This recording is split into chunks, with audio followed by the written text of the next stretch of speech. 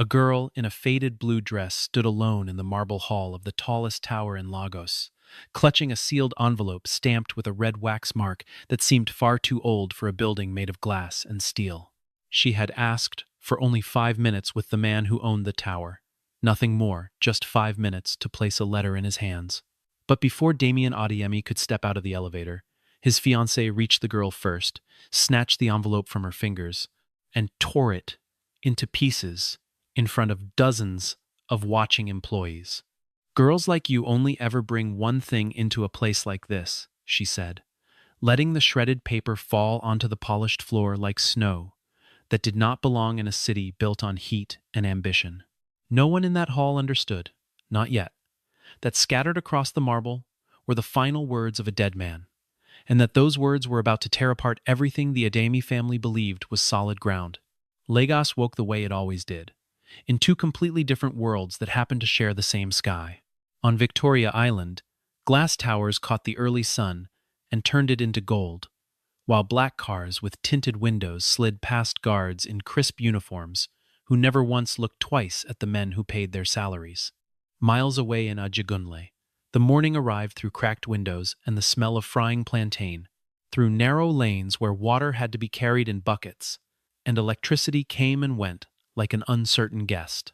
It was in that second Lagos, the one the glossy magazines never photographed, that Amara Okoye opened her eyes inside a room barely large enough for a bed and a single wooden chair. She was 27 years old, and she had spent most of those years learning how to survive without ever once losing the steadiness in her eyes, the kind of calm that made people trust her, even when they had every reason not to. That morning, before she did anything else, before she even reached for water to wash her face, she checked the small cloth pouch beneath her pillow, because inside it was something she had promised to protect with her life. The envelope had been given to her 11 days earlier, though it felt as though it carried the weight of 11 years. She remembered every detail of the moment an old man named Solomon Adeyemi had pressed it into her palm with hands that were already trembling from illness, his breath uneven, his eyes fixed on her with an intensity she had never forgotten.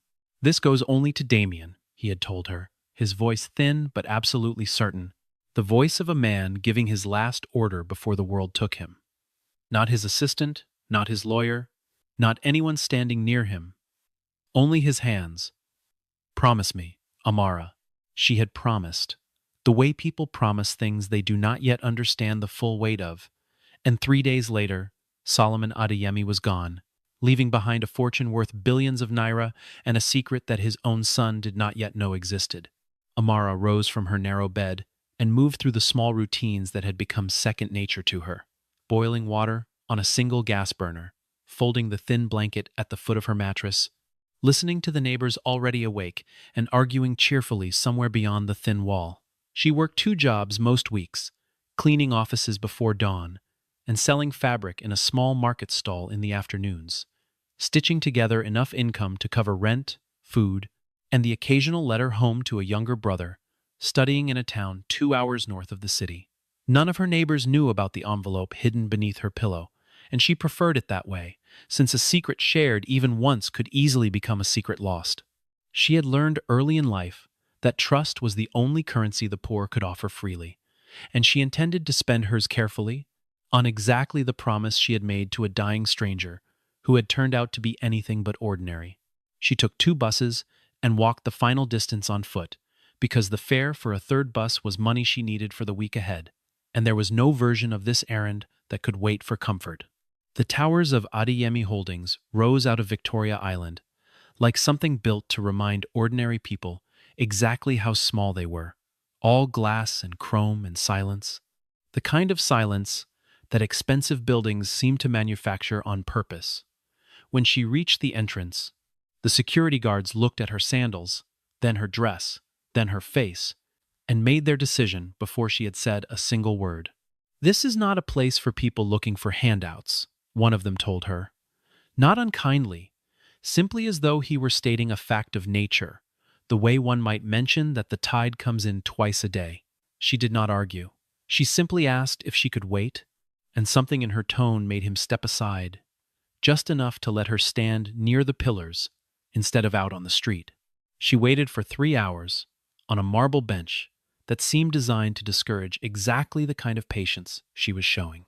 Employees walked past her in expensive shoes, glancing down only long enough to form an opinion and then look away, murmuring to each other about the girl who was clearly there to beg for money, or worse, to cause some kind of scene that would end in security escorting her out within the hour.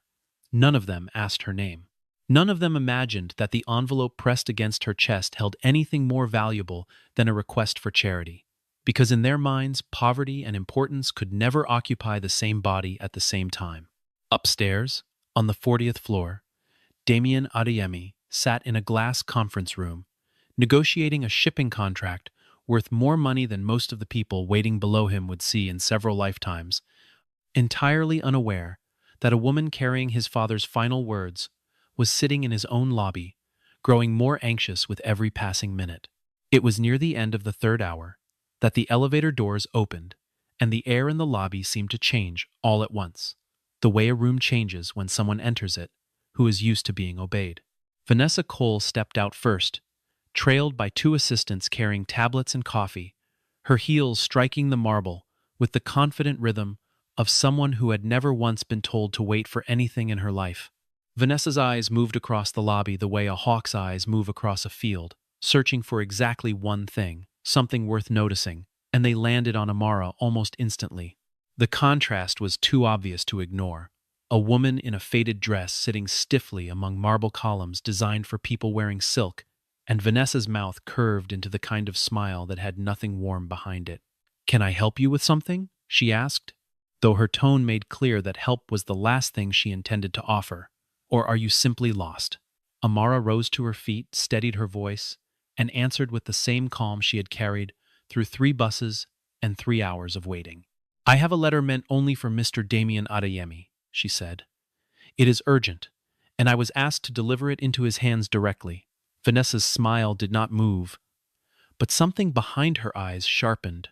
The particular alertness of a woman who had spent years guarding a fortune she had not built and was determined to protect it from every direction at once. "Give it to me," Vanessa said, extending a manicured hand as though the matter were already settled, as though the request itself were a formality rather than a question. Amara hesitated, remembering the old man's final instruction, the promise she had made at his bedside, and she tried to explain that the letter could only go to Damien himself. But Vanessa did not wait for the explanation to finish. She reached forward and pulled the envelope from Amara's grip with a swift, practiced motion, the kind of movement a person makes when they believe consequences belong to other people. She did not open it. She did not read a single word of what was inside. Instead, in front of the security guards, the assistants, and a dozen employees who had paused their morning to watch, she tore the envelope down the center, then again and again, until the red wax seal cracked apart, and its pieces scattered across the marble floor like broken teeth. The paper fluttered down in uneven pieces, some landing near Amara's feet, others drifting toward the elevator doors, and for a moment nobody in the lobby moved. Then laughter broke out among a few of the younger staff, quiet at first, then louder, the easy laughter of people who assumed cruelty must be justified if someone important was the one delivering it. Amara dropped to her knees without a second of hesitation, gathering the torn fragments as quickly as her hands could move, though several pieces had already slipped beneath the feet of onlookers, who did not bother to step aside. Vanessa watched her for a moment, with visible satisfaction, then turned to the nearest guard and said, in a voice loud enough for the whole lobby to hear, "Get this woman out of my building before she tries something else." 2 guards moved forward immediately, taking Amara by the arms and lifting her before she could gather even half of what remained. At that exact moment, 40 floors above, Damien Adeyemi stepped out of his meeting and walked toward the private elevator that connected directly to the ground floor lobby, glancing at his phone rather than the glass wall that overlooked the atrium below. He caught only the faintest glimpse through the reflection of the elevator doors. As they closed, a young woman in a faded dress being escorted out through the front entrance by 2 of his own security staff, her hands still clutching something small and torn. He frowned, not because he understood what he was seeing, but because something about the moment felt wrong in a way he could not yet name.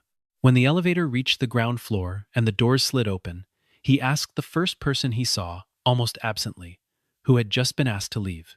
Vanessa answered before anyone else could, smoothing the front of her blazer as though nothing unusual had happened at all. "Some woman trying to con her way in with a fake letter," she said, brushing an invisible piece of lint from her sleeve. "I handled it. You don't need to worry about people like that showing up here." Damien nodded slowly, accepted her answer the way a busy man accepts a small inconvenience, and turned to walk toward his office, unaware that the truth of the morning had already begun to unravel behind him. It was Baba Tunde, the elderly building manager who had worked for the Adeyemi family for almost 3 decades, who noticed the fragments still scattered near the base of the reception desk long after the commotion had ended. He knelt slowly, his joints protesting the movement, and began collecting the pieces the cleaning staff had not yet swept away, more out of old habit than any real suspicion. But as he lifted one larger fragment close to his tired eyes, his hands went still. Pressed faintly into the paper was the outline of a wax seal he had seen exactly once before, decades earlier, stamped onto letters that only ever came from one man. It was Chief Solomon Adeyemi's personal seal, the one he had used for private family correspondence long before his son had ever taken over the company, a mark that had not been used publicly in over 20 years. Babatunde's hands trembled as he gathered every fragment he could find, wrapping them carefully in a clean handkerchief, understanding instinctively that whatever this letter had been, it was not the work of a con artist looking for charity. He carried the fragments upstairs immediately, bypassing the usual channels of scheduling and permission, walking straight into Damien's office with an urgency that made the younger executive look up in surprise. "Sir, forgive me for interrupting," the old man said, his voice unsteady, "but I believe something terrible has just happened in your lobby." He placed the handkerchief on the desk and unfolded it carefully, revealing the torn pieces of paper, the broken red wax still faintly visible along one jagged edge. Damien's expression changed the instant he saw it, recognition flooding through him before he had even fully processed what he was looking at. He had seen that seal exactly twice in his life, both times on letters his father had written with his own hands. Letters meant only for family, never for business, never for strangers. "Where did you find this?" Damien asked quietly, though some part of him had already begun to suspect the answer, and Babatunde told him everything he had witnessed only an hour before. Damien called for the security footage immediately, pulling up the morning's recordings on the large screen in his office, while Babatunde stood quietly beside him, watching the same scene unfold from a different angle. The footage showed Amara arriving early, sitting patiently for hours without disturbing a single person, rising respectfully when Vanessa approached her, and speaking calmly, even as her letter was ripped apart in front of a laughing crowd. There was no aggression in her posture, no attempt at deception, nothing that resembled the story Vanessa had told him only an hour earlier. What the footage showed instead was a woman being humiliated for the simple act of trying to keep a promise, and a fiancé who had lied to his face without hesitation. Damien felt something cold settle into his chest, the particular anger of a man realizing that someone he trusted had deceived him easily, and worse, had seemed to enjoy it. He asked his assistant to find out everything possible about the woman in the video, and to do it within the hour.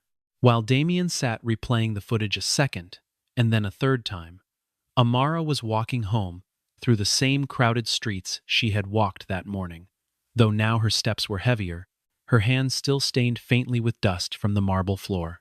She had managed to save only a handful of torn fragments, tucked carefully into her cloth pouch, and though she could not read enough of any single piece to understand what her promise had actually protected, she understood clearly that she had failed the old man who trusted her.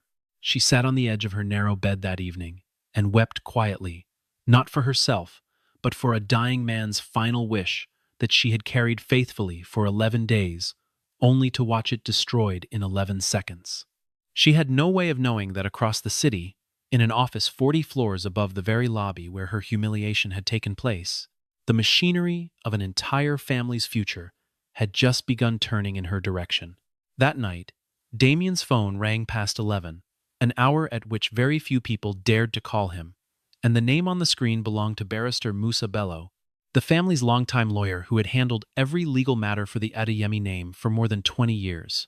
His voice carried an urgency Damien had rarely heard from him, even during the most difficult negotiations of his career.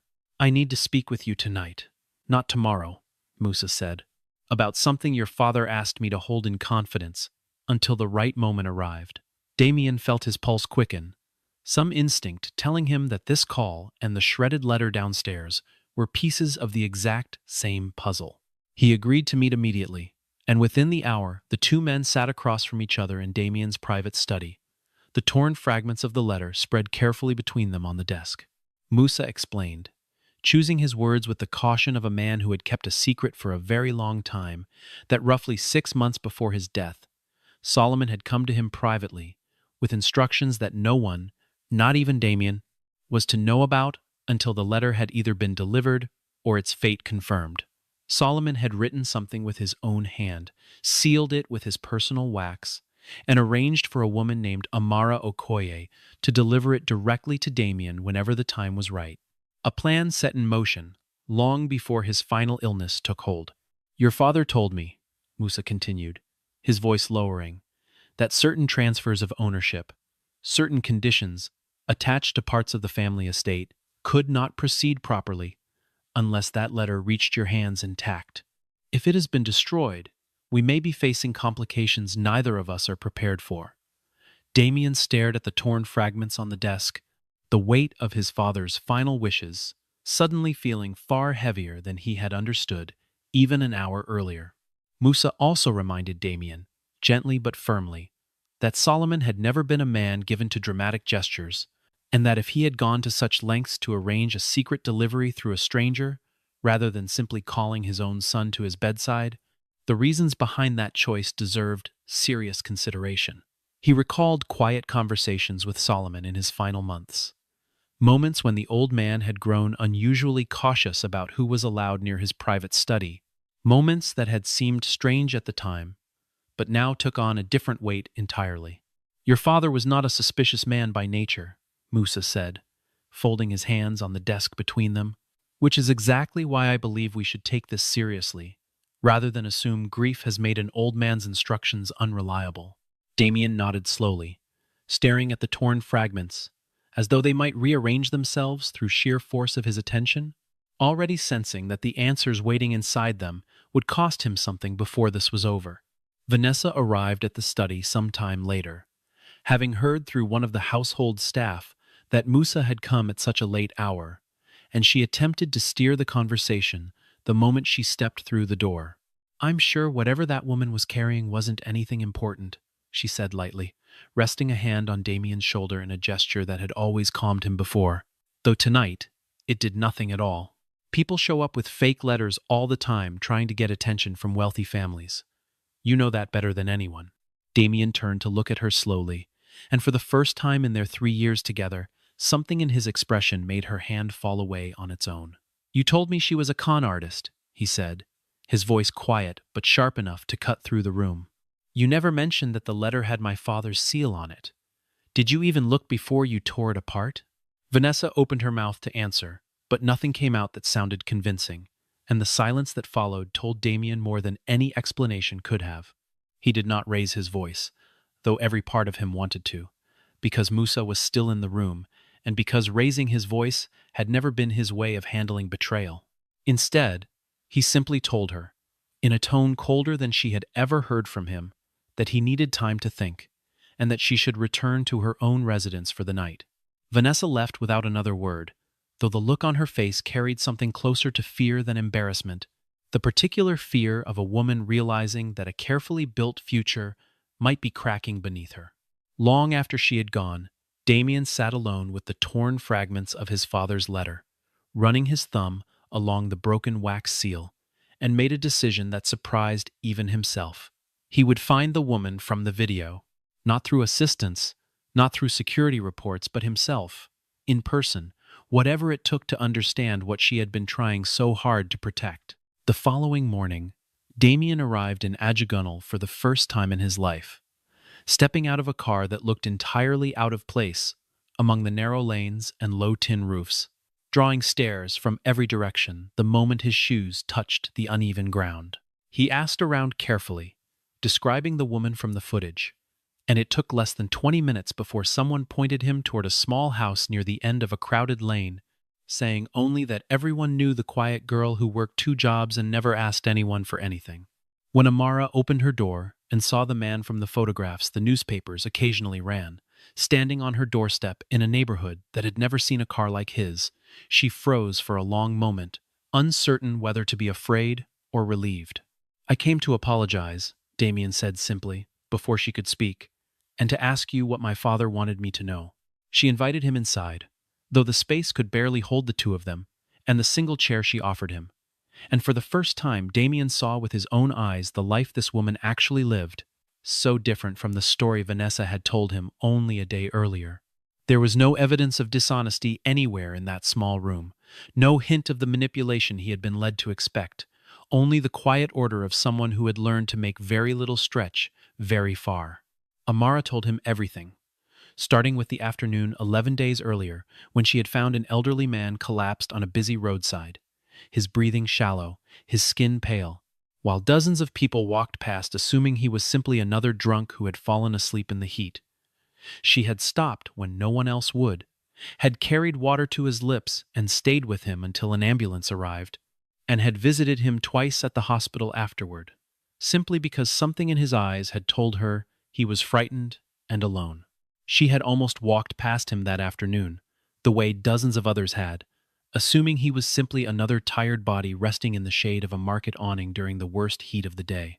It was the stillness of his hands that stopped her, the unnatural way they lay open at his sides, and something in her refused to keep walking once she noticed it. She knelt beside him on the cracked pavement, checked his breathing, called for help from the nearest shop owner, and stayed pressed close to his side, even as strangers gathered to stare rather than assist. When the ambulance finally arrived, she rode partway with him, simply because no one else seemed willing to, holding his hand the entire time while he drifted in and out of consciousness, murmuring words she could not yet understand the importance of. It was only on her second visit that she learned the old man's name was Damien Adeyemi, though even then the name had meant little to her, since she rarely followed news about wealthy families whose lives seemed to exist on an entirely different planet from her own. Over the following days, as his health worsened, Solomon had asked her to return, and each time he seemed to trust her a little more, sharing small pieces of his life, his regrets, his worries about the people closest to him. He told her once, in a moment of unusual honesty, that he had grown suspicious of certain people in his son's life, though he never named names, only said that wealth attracted loyalty that was often loyalty to money rather than to the man himself. He said that Amara reminded him of his late wife, a woman who had never once cared what anyone owned, only what kind of person they chose to be when no one was watching. It was during their final conversation that he had pressed the sealed envelope into her hands and asked for the promise that had guided every one of her steps since. Damien listened without interrupting, his hands folded tightly in his lap, absorbing every detail as though each one were a fragment of the letter itself, restoring meaning to something that had been torn apart before he ever had the chance to read it. When Amara finished speaking, she reached beneath her small bed and pulled out the cloth pouch, opening it carefully to reveal the fragments she had managed to save from the marble floor, pieces stained slightly with dust but otherwise intact. "I couldn't save all of it," she admitted, her voice thick with the guilt she had carried since the moment the paper first tore. "I tried, but there were so many pieces, and people were laughing, and the guards pulled me away before I could finish." Damien took the pouch from her hands, as gently as if it contained something fragile enough to shatter twice, and told her, with a sincerity that surprised them both, that she had done more than enough, that she had kept her promise further than most people ever would have.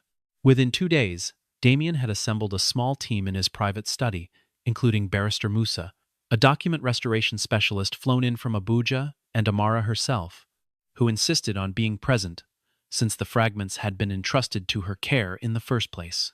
They worked slowly under bright lamps, matching torn edges by the grain of the paper and the faint ink bleeding through each piece, reconstructing sentence by sentence what had once been a single continuous letter written in Solomon's own unsteady hand. As the fragments came together, phrases began to emerge, fragments of a father's voice, speaking directly to his son from beyond the point where speech itself had failed him. Solomon wrote of regrets he had never voiced aloud, of choices made too late, and conversations he wished he had started decades earlier, his handwriting growing shakier toward what they assumed was the letter's end. He wrote, in words that made Damien's throat tighten as the restoration specialist read them aloud, that he had watched his son build an empire but worried constantly that Damien had surrounded himself with people who loved the empire more than they loved him. He thanked Amara by name, describing her as the only person in his final weeks who had asked nothing of him and given everything anyway. A kindness he said he intended to repay in ways she could not yet imagine. And then, in a passage that made the entire room fall silent, Solomon wrote a direct warning about someone close to Damien. Someone he described only as the woman who measures love by the size of what it can buy. No name was written, though everyone in the room understood exactly who the words described, and Musa exchanged a long look with Damien that needed no further explanation. But even with dozens of fragments carefully reassembled, one crucial section remained missing entirely. A gap in the middle of the letter, where several pieces had apparently been lost during the chaos in the lobby, either swept away by cleaning staff or crushed beyond recognition beneath careless feet. Without that missing section, the full meaning of Solomon's final instructions remained incomplete, and Musa warned that certain legal transfers tied to the letter could not proceed without every word accounted for. Damien ordered a full search of the building, instructing staff to check every corner of the lobby, every trash receptacle, every crevice where a scrap of paper might have drifted unnoticed. 2 days passed with no results, and frustration began creeping into what had otherwise felt like a story slowly finding its way toward resolution. It was Vanessa, unexpectedly, who became the center of the search's next turn, though not in the way anyone had anticipated. One of the younger assistants who had witnessed the incident in the lobby came forward quietly to Musa, admitting that she had seen Vanessa's personal assistant collecting several loose fragments from the floor that same afternoon, tucking them into a designer handbag rather than leaving them for cleaning staff to sweep away. When confronted, Vanessa denied everything with practiced composure, insisting she had never touched the remaining pieces and had no idea what the assistant was talking about. But Musa, a lawyer who had spent decades reading the small inconsistencies people leave behind when they lie, requested access to the building's full security footage from that day, footage that had not yet been fully reviewed beyond the initial confrontation in the lobby. The additional footage, when finally examined frame by frame, showed exactly what the young assistant had described. Vanessa's personal aide crouching briefly near the reception desk minutes after the confrontation, sliding several small pieces of paper into her bag, while glancing over her shoulder to make sure no one was watching closely. Confronted with the recording itself, Vanessa's composure finally cracked, and she admitted, with visible resentment rather than remorse, that she had kept the pieces out of curiosity, wondering what could possibly matter enough to a stranger that she would wait 3 hours in a lobby just to deliver it. She had read enough of the fragments to understand they concerned her, and had hidden them rather than risk whatever truth they might reveal about her place in the family's future. Damien listened to her confession with an expression that had grown steadily colder throughout the entire ordeal, and when she finally finished speaking, he asked only one question: where are they now? The missing fragments were recovered that same evening from inside a small jewelry box in Vanessa's private quarters, hidden beneath a layer of scarves as though she had genuinely believed no one would ever think to look there. Musa carried them back to the study personally, and the restoration specialist resumed her careful work immediately, fitting the final pieces into the gaps that had remained empty for days. Slowly, the missing section of Solomon's letter took shape, and with it, the true ending of a father's final message to his son emerged from beneath the dust and creases of paper that had traveled through more hands than it was ever meant to. The final section of the letter, once fully restored, began with a line that made Damien's hands tremble as he read it aloud for the first time. "If you are reading these words," Solomon had written, "then Amara has kept the promise she made to a dying man, and for that alone, She has already proven herself worthy of more trust than most people earn in a lifetime. He went on to write plainly, without the careful diplomacy that had defined so much of his public life, that he wanted his son to remember three things above everything else the family had built. Never judge a person by the clothes on their back, he wrote, because the truest loyalty rarely comes wrapped in expensive fabric. The most faithful people are often those without status, without title, without anything to gain from offering their honesty. And the most dangerous person in a man's life is very often the one standing closest to him, smiling the widest, asking for nothing in front of others, while quietly calculating everything behind closed doors. Damien read the final lines twice, his voice breaking slightly the second time, unable to fully separate the businessman he had become from the son who had just heard his father's true feelings for the first time in years.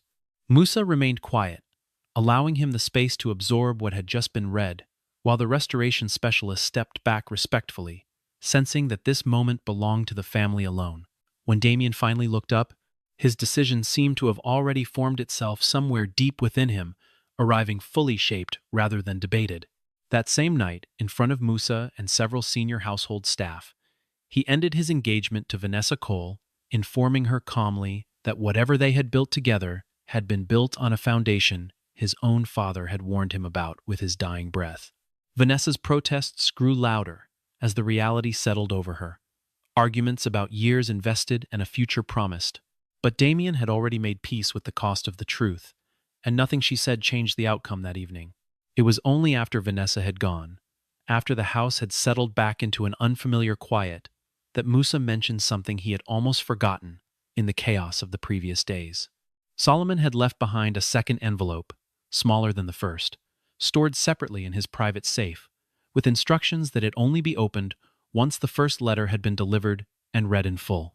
Damien retrieved it himself, his hands steadier now than they had been all week, and broke the seal to find a short, handwritten note, along with several official documents folded neatly inside. The envelope was addressed simply, in Solomon's careful handwriting, to Amara Okoye, and Damien felt it would be wrong for anyone but her to open it first. He arranged to meet her the following afternoon, this time not in the marble lobby where she had once been humiliated, but in the quiet garden behind the family estate, where the noise of the city felt distant enough to allow for a different kind of conversation. When she arrived, uncertain why she had been summoned again, Damien handed her the envelope without explanation, simply asking her to read it herself. Inside, alongside a short letter written entirely in Solomon's own hand, were the deed to a modest but comfortable home in a quiet part of Lagos, documents establishing an education fund covering any course of study she wished to pursue, and papers granting her a small ownership stake in a charitable foundation the Adeyemi family had quietly funded for years. Solomon's note read simply, "You never once asked me for anything. Not money, not favors, not even gratitude, and it is precisely because you asked for nothing that I wanted to give you everything you deserved but never requested." Amara read the words 3 times before she fully believed them, her hands shaking so badly that Damien gently took the papers from her grip and held them steady himself. Tears fell freely down her face, not from shock alone, but from the sudden, overwhelming understanding that a promise kept in silence had somehow returned to her 1,000 times over. Damien watched her reaction with an expression softer than anyone at the company had seen from him in years. Something in his chest, loosening for the first time since his father's death, had left him carrying so much weight alone. He told her quietly that his father had chosen well, that whatever grief had followed Solomon's passing felt somehow lighter, knowing the old man's final wishes had landed exactly where they were meant to. For the first time since the entire ordeal began, he allowed himself a genuine smile, the kind that had nothing to do with business deals or careful public appearances. Simply the quiet satisfaction of watching a wrong finally set right. In the weeks that followed, Damien made Amara an offer that neither of them had expected to arrive so soon after everything that had happened. He asked her to help oversee the very charitable foundation her new shares now belonged to, explaining that few people understood the needs of Lagos's poorest communities as clearly as someone who had lived among them her entire life. Amara hesitated at first, uncertain whether she was ready to step into a world so far removed from everything familiar to her, worried that people would see only the scandal and not the substance behind her new position. But she thought of Solomon, of the promise she had made at his bedside, and of the quiet dignity he had shown her even while dying, and she realized that refusing the opportunity would be its own kind of betrayal, a failure to use what had been so carefully given to help others, the way she once needed help herself. She accepted the role within the week, and news of her appointment spread quickly through Lagos, carried first by whispers among Adeyemi Holdings employees, and then by wider attention. Once local newspapers picked up the story of the poor woman who had delivered a billionaire's final letter and ended up rewriting her own future in the process. Many of the same employees who had laughed as her letter was torn apart now found themselves working alongside her, and few of them met her eyes without a flicker of embarrassment passing across their faces. Vanessa, meanwhile, discovered that Lagos society had a long memory for humiliation, particularly when it belonged to someone who had once looked down on others from a position she no longer occupied, and the invitations that once filled her calendar slowly disappeared one by one. Damien used the months following his father's death to restructure parts of the company according to values he now understood. Solomon had always held quietly in reserve, redirecting significant resources toward community programs in neighborhoods like Ajegunle that had never before seen investment from towers on Victoria Island. He often said, in the rare interviews he agreed to give, that his father had taught him more in death than in most of the years they shared while he was alive, a lesson delivered not through words spoken directly, but through a letter that had to be torn apart and painstakingly rebuilt before its meaning could finally be understood. Amara, for her part, never allowed her new position to change the quiet steadiness that had defined her long before any of this began, and those who worked alongside her often said she treated every visitor to the Foundation's offices exactly the way she once wished someone had treated her, with patience, with respect, and without a single glance at what they were wearing. Months later, Amara returned to the marble lobby, where her ordeal had first begun, arriving this time not as a stranger asking to be seen, but as a director of the Foundation attending a scheduled meeting. The employees who had once laughed as her letter was torn to pieces rose from their seats as she crossed the floor, some out of professional courtesy, others out of a genuine respect that had grown slowly over the preceding months. Damien watched from the balcony above, standing beside a large framed portrait of his father that had recently been restored and hung near the entrance, and he found himself speaking softly, more to the portrait than to anyone standing nearby. "You were right," he said quietly, his eyes moving from the painting down to the woman crossing the lobby below. The most valuable thing that ever walked through these doors wasn't wearing anything expensive at all. It was someone brave enough to keep a promise all the way to the end, even when the whole world seemed determined to stop her. The city stretched out beyond the tall windows behind him, towers and shanties existing side by side under the same wide sky, a reminder that dignity had never once depended on the size of a person's home or the label on their clothing. In the years that followed, few people in Lagos remembered the exact details of the shipping contracts Damien Adeyemi signed that year, or the exact figures behind the mergers his company completed, because business triumphs of that kind tended to blur together after enough time had passed. What they remembered instead, told and retold at family dinners and market stalls across the city, was the story of a woman who had waited 3 hours on a cold marble bench simply to keep a promise to a dying man, and who had never once raised her voice, even as her only proof was torn to pieces in front of a laughing crowd. Parents in neighborhoods like Ajegunle began telling their children about her when they wanted to explain that character was not something money could purchase or poverty could erase, that a person's worth revealed itself most clearly in the moments when no reward seemed possible at all. Vanessa Cole eventually left Lagos altogether, resettling quietly in a city where her name carried no history, though those who had known her best said she never fully understood what she had lost, was never the engagement itself, but the version of herself capable of standing in a stranger's shoes for even a single moment. Amara never forgot the weight of that torn envelope, and she kept a single fragment of the original paper framed in her office at the Foundation, not as a trophy, but as a reminder of exactly how easily the truth could be dismissed by those unwilling to look closely enough. She often told the young women she mentored through the Foundation's programs that dignity was not something granted by wealth or title, but something carried quietly inside a person long before anyone else recognized it, waiting patiently for the moment it would finally be seen. Damien, for his part, kept his father's restored letter locked in the same safe where the second envelope had once waited, reading it every year on the anniversary of Solomon's passing, each time finding some new layer of meaning in words he now knew by heart.